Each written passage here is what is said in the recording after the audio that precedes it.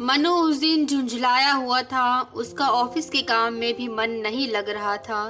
उसकी इस तरह की हरकतें देखकर उसके सहकर्मी कमलेश ने उससे पूछ ही लिया था, क्या बात है यार मनु, मैं कई दिनों से देख रहा हूँ तू कुछ उखड़ा उखड़ा रहता है। किसी काम में तेरा मन नहीं लगता। भाभी जी से कोई खटपट हो गई है क्या? नहीं यार, कोई बात नहीं है, बस यूं ही। देख यार, अगर बताना नहीं चाहता तो अलग बात है, लेकिन कोई ना कोई बात तो जरूर है।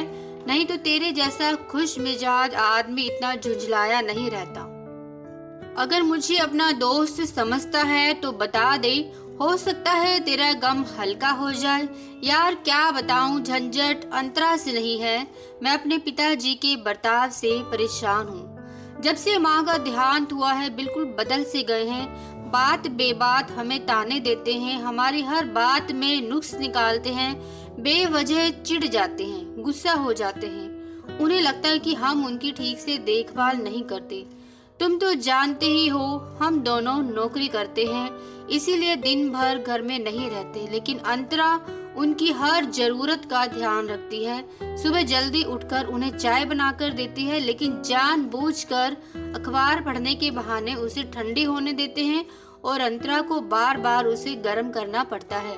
वह उनके लिए नाश्ता और दोपहर का खाना बनाकर रख जाती है, लेकिन फिर भी कोई ना कोई कमी निकाल कर उसे ताने देते रहते हैं। इसके चलते हम दोनों में भी झड़प हो जाती है। समझ में नहीं आता क्या करें। यार देखो, इस तरह की समस्या लगभग हर बुजुर्ग के सामने आती है। रिटायरमेंट के बाद घर में पड़े पड़े उनका चिड़चिड़ा हो जाना स्वाभाविक है, और ऐसे में जब पत्नी भी ना हो तो अकेलापन ज्यादा बढ़ जाता है। जब तुम दोनों सुबह घर से निकल जाते होंगे तो वे घर में अकेले पड़े पड़े बोर हो जाते होंगे। उनके साथ बात करने वाला भी तो नहीं है, और यह ऐसी उम्र है कि इस उम्र में आदमी चाहता है कि उसकी ज्यादा देखभाल हो। ऐसे में जाहिर है वे चिड़चिड़े होकर अपना गुस्सा तुम दोनों पर उतारते होंगे। लेकिन क्या करें यार, कोई उपाय भी तो नहीं है। उनकी देखभाल के लिए ना तो मैं अपनी नौकरी छोड़ सकता हूँ और ना ही अंतरा घर में बैठ सकती है। मैं अंतरा को यह कहूँ कि नौकरी छोड़कर घर में बैठ जाओ और पिताजी की देखभाल करो तो क्या ठीक होगा? तुम्हारी बात भी जायज है। तुम लोग ऐसा कर सकते हो कि कुछ दिनों के लिए किसी बुजुर्ग महिला को अपने घर ले आओ। उनके होने से पिताजी को बात करने वाला कोई मिल जाएगा, इससे उनका मन बदल जाएगा। लेकिन यह तो कोई स्थायी इलाज है नहीं। फिलहाल तो ऐसा करके देखो, बाद की बाद में देखी जाएगी। लेकिन यार, इस तरह की कोई महिला तो तेरे घर में है ना अंतरा के। किसी रिश्तेदार को ले आओ। कमलेश के बताए उपाय को सुनने के बाद मनु पूरे दिन इस बारे में सोचता रहा। शाम को जब घर पहुंचा तो उसने अंतरा से भी इस पर विचार किया। काफी देर विचार करने के बाद भी कोई बुजुर्ग महिला उनकी नजर में नहीं आई। दूसरे दिन अंतरा को अपनी सहेली रानी की याद आई। रानी के पति की एक मौसी थी जिनकी अपने बहू और बेटों से नहीं पटती थी, और वह उनसे लड़ झगड़ कर रानी के पास रहने आ गई थी। लेकिन रानी के यहाँ आकर भी वह हर बात में अपनी हुकूमत चलाना चाहती थी, जिससे वह और उसके पति शकुनी परेशान रहते थे। अंतरा ने सोचा क्यों न उन्हें अपने पास बुला लिया जाए। उसने मनु से इस बारे में बताया। मनु तैयार हो गया और दोनों रानी के घर चले गए। रानी और शकुनी से बातचीत करके वो मौसी को अपने घर ले आई। मजबूरी में मौसी अंतरा के पास रहने तो आ गई, पर उन्हें एक अनजान घर में बड़ा अजीब और अटपटा सा लग रहा था। वह चारपाई पर लेटी हुई रात भर करवटें बदलती रही, सोच रही थी पता नहीं कब सुबह होगी। रोज की तरह अंतरा सुबह जल्दी उठ गई थी और किचन में जाकर चाय बनाने लगी थी। सोच रही थी अब तो मौसी घर में ही है, उनका पहला दिन है तो नाश्ता भी ढंग का होना चाहिए। उसने आलू उबलने रख दिए। सोचा पूरी के साथ आलू की सब्जी और अचार ठीक रहेगा, बाकी फिर माहौल के हिसाब से किया जाएगा। खटर पटर सुनकर मौसी भी उठकर किचन में आ गई। क्या कर रही हो अंतरा? मौसी ने सवाल किया। आपके लिए चाय बना रही हूँ, अंतरा ने मुस्कुरा कर पूछा। आप नाश्ते में क्या लेंगी? आप तो शाकाहारी है ना? हूँ तो शाकाहारी, लेकिन मेरे लिए कुछ खास बनाने की जरूरत नहीं है। जो सब खाते हैं वही खा लूंगी। अगर तुम लोग मांस मछली खाते हो तो मेरी चिंता मत करना, मैं छुआछूत को नहीं मानती। मौसी ने मुस्कुरा कर कहा। यह बड़ी अच्छी बात है मौसी, अंतरा ने प्रसन्नता से मौसी को चाय पकड़ाते हुए कहा। हमारे पिताजी इस मामले में बड़े तुनक मिजाज हैं, कभी कुछ चाहिए तो कभी कुछ। मैं तो कभी कभी बड़ी परेशान हो जाती हूँ। अब बुजुर्ग हैं, मौसी ने समझाते हुए कहा। समझने में तो समय लगता ही है। अब पत्नी के जाने के बाद उनका तुम लोग ख्याल नहीं रखोगे तो कौन रखेगा? अंतरा को हंसी आ गई। मौसी के सारे नखरे रानी ने बता दिए थे। आप सच कहती हैं मौसी, अपनी तरफ से तो हम कोई कसर नहीं छोड़ते। अंतरा ने कहा। मेरे लिए कोई काम हो तो बता देना, मौसी ने कहा। जरूर बता दूंगी मौसी, अभी तो आप जाकर आराम कीजिए, अंतरा ने कहा। मौसी चली गई। नाश्ते के समय मौसी की मौजूदगी का ख्याल करके निहाल चंद ने अपने पर काबू रखा और जो कुछ भी सामने रखा था चुपचाप खा लिया। ऑफिस जाते समय अंतरा ने रोज की तरह कहा, पिताजी खाना बनाकर हॉट बॉक्स में रख दिया है। आज मैंने हलवा भी बना दिया है, फ्रिज में रखा है। अब मैं जाऊं? अंतरा के ससुर निहाल चंद रोज की तरह ताना देते देते रुक गए। कहना चाहते हूँ जैसे हलवा रोज बनाकर खिलाती हो, क्या दिखावा कर रही है, पर मेहमान को देखकर चुप रह गई। 11 बजे निहाल चंद को चाय की तलब लगी। वह कुछ सोचकर उठे और चाय बनाने लगे। किचन में खटर पटर सुनकर मौसी आ गई। अरे हटिए, मैं चाय बना देती हूँ, मौसी ने कहा। नहीं नहीं मौसी, निहाल चंद के मुंह से निकला। मैं तो रोज ही बनाता हूँ और अच्छी भी।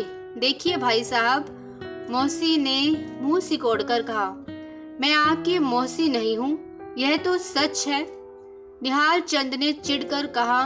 लेकिन मैं भी आपका कोई भाई साहब नहीं हूँ।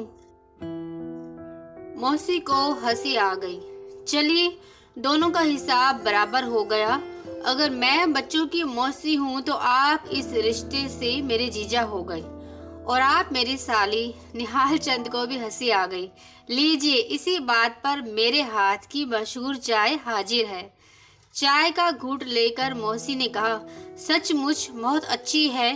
क्या कहूँ, उस घर में ना तो बहू इस समय चाय बनाती है और ना ही बनाने देती है। मन मार कर रह जाती हूँ। अब जब तक आप यहाँ हमारे मेहमान हैं, आपको मैं रोज चाय पिलाऊंगा। निहाल चंद ने प्याले उठाने की कोशिश करते हुए कहा। अरे अरे, मौसी ने प्याला पकड़ते हुए कहा, अब कुछ मेरे लिए भी तो छोड़ दीजिए। निहाल चंद ने कुछ नहीं कहा। दरअसल वो रोज गंदे बर्तन ऐसे ही छोड़ देते थे। जब अंतरा आती थी तो उठाती थी। उसे उनकी इस आदत से बड़ी चिढ़ थी। वह सोचती, निहाल चंद ऐसा जानबूझकर करते हैं उसे चिढ़ाने के लिए। 2 दिन बाद मौसी ने अंतरा से कहा, बहू, तुम्हें सुबह सुबह बहुत काम रहते हैं और मैं खाली बैठी रहती हूँ। तुम अपना नाश्ता पानी कर लिया करो, बाकी का काम मैं संभाल लूंगी। अरे नहीं नहीं मौसी, अंतरा ने विरोध किया। ऐसे कैसे हो सकता है? आप थोड़े दिनों के लिए तो आई हैं। आप चिंता मत कीजिए, मुझे काम करने की आदत है। बहू, मुझे अच्छा नहीं लगता, बस मैंने कह दिया। अब मुझे कुछ ना कुछ तो करना ही है ना, मौसी ने लगभग डांटते हुए कहा। अंतरा को मालूम था उस घर में अगर कोई काम कह दे तो मौसी रानी की मुसीबत कर देती थी। माँ भी परेशान हो जाती थी। नहीं मौसी, आपको कुछ नहीं करना है, रानी मुझसे झगड़ा करेगी, अंतरा ने कहा। कौन होती है रानी? मौसी ने गुस्से से कहा। मैं जानती हूँ, बड़ी बुराई की होगी उसने मेरी। दरअसल वह मेरी लाचारी का पूरा लाभ उठाती है। कभी कभी तो सोचती हूँ मेरे सोनू मोनू की बहुएं ही क्या इतनी बुरी थी। अरे क्या आपकी अपनी बहुएं आपकी सेवा नहीं करती? अंतरा ने अपनी सहानुभूति दिखाते हुए कहा। इतनी अरमानों से तो आप उन्हें लाई होंगी ना। मौसी की अपनी बहुओं से बिल्कुल नहीं पटती थी, ये सब जानते थे, पर दूसरे के मुंह से उनकी बुराई सुनना मौसी को कभी भी अच्छा नहीं लगा। आजकल की हवा ही खराब है, मौसी ने कहा। इतनी बुरी भी नहीं है। अब तुम भी तो काम करती हो, इस बुढ़ापे में ससुर की पूरी सेवा करती हो, अगले जन्म में अच्छा ही फल मिलेगा। मौसी, अगला जन्म किसने देखा है? मैं तो पूरी स्वार्थी हूँ, सब कुछ इसी जन्म में चाहती हूँ, अंतरा ने कहा। मौसी को हंसी आ गई। तू कितनी अच्छी बातें करती है। खैर, असल मुद्दा यह है कि जब तक मैं यहाँ हूँ तू घर की चिंता मत कर, मैं सब संभाल लूंगी।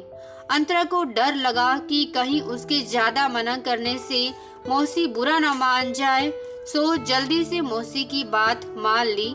फिर उसने संतोष की गहरी ठंडी सांस ली। उसके ससुर निहाल चंद के चेहरे पर ढीली पड़ती शिकन भी नजर आ गई। रसोई का कामकाज हाथ में आते ही मौसी खिल गई। वह अब बिना रोक के टोके मनपसंद खाना बना सकती थी और निहाल चंद की तारीफ भी पा सकती थी। रोज नए नए व्यंजन बनाती। निहाल चंद भी बस उस पर निहाल हो गए।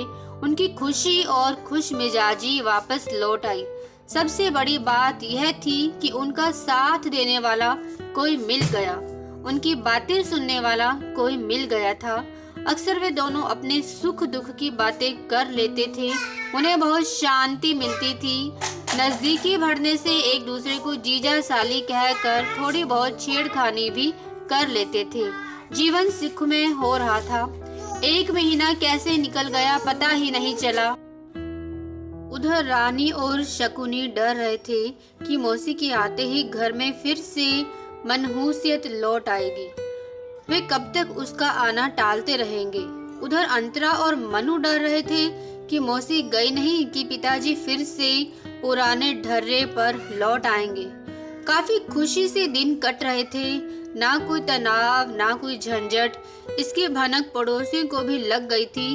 वे सब कानाफूसी करने लगे थे कि जरूर बुढ़े और बुढ़िया का कोई चक्कर है। कभी कभी हल्के फुल्के ताने भी कानों में पड़ जाते थे। इस घर में मौसी को इतना मन लग गया कि उसे यहाँ से जाना अच्छा नहीं लग रहा था। लेकिन समय तो किसी के लिए कभी रुकता नहीं। एक दिन शकुनी और रानी मौसी को लेने आ गई। चलो मौसी, शकुनी ने कहा, आपके बिना वहाँ किसी का मन नहीं लग रहा। और हाँ, सोनू मोनू ने फोन किया था, वे आपको लेने आना चाहते हैं। सच? मौसी की आंखों में चमक आ गई। तू झूठ तो नहीं बोल रहा? मैं क्यों झूठ बोलूंगा, शकुनी ने हंसकर कहा। तुम ही उनसे बात कर लेना, बल्कि वे तो शिकायत कर रहे थे कि मैंने आपको अगवा कर लिया है। निहाल चंद खिलखिलाकर हंस पड़े। दरअसल तुम्हारी मौसी को मैं अगवा करना चाहता हूँ, बड़ा मन लग गया है उनसे। इस पर सभी को हंसी आ गई। निहाल चंद और मौसी दोनों झेप गए। मनु ने कहा, क्या बात है पिताजी, चलाए हम कुछ चक्कर? तुम लोग बड़े शरारती हो। मौसी की गाल लाल हो गए। मौसी, आप चली जाएंगी तो पिताजी आपको बहुत याद करेंगे, अंतरा ने कहा। आपके बनाए खाने में कढ़ी, बैंगन का भरता, लौकी के कोफ्ते, मूंग दाल का हलवा, सबकी इतनी तारीफ करते हैं। सच मैं तो चाहकर भी यह सब नहीं बना सकती। अपनी तारीफ सुनकर मौसी का चेहरा खिल गया। उसकी किसी बहू ने कभी इतनी तारीफ नहीं की थी। अरे मौसी, रानी ने मौसी के कमरे से आते हुए कहा, आपका सामान तो सब वैसा का वैसा ही पड़ा है, क्या चलना नहीं है? मौसी ने हिचकते हुए कहा, चलना तो है, पर सोच रही हूँ कि चलूं कि नहीं। क्यों? शकुनी और रानी चौंक पड़े। बहू अंतरा को बच्चा होने वाला है, उसकी देखभाल करने वाला कोई तो होना चाहिए, मौसी ने कहा। अरे, और हमें पता भी नहीं। अंतरा को छोड़कर सब एक साथ बोल पड़े। रानी ने अंतरा का हाथ अपने हाथों में लेकर बड़ी आत्मीयता से कहा, तुम तो बड़ी छुपी रुस्तम निकली। अंतरा ने सकुचाते हुए कहा, दरअसल मैं अभी भी नासमझ हूँ, समझ में नहीं आता कब क्या करना होगा। इसलिए तो कहते हैं घर में बुजुर्गों का होना बहुत जरूरी है। क्यों अंकल? शकुनी ने चुटकी ली। निहाल चंद ने झिझक भरी मुस्कान से कहा, बात तो ठीक है, समझने वाले समझ गए, जो ना समझे वह अनाड़ी है। इस बार एक जोरदार ठहाका लगा। मौसी रुक गई और उसके बाद शुरू हो गई एक नई जिंदगी। अगर आपको मेरी कहानी पसंद आई हो तो प्लीज़ मेरे चैनल को सब्सक्राइब करें, लाइक करें और कमेंट में ज़रूर बताएं कैसी लगी कहानी। Thank you so much for watching.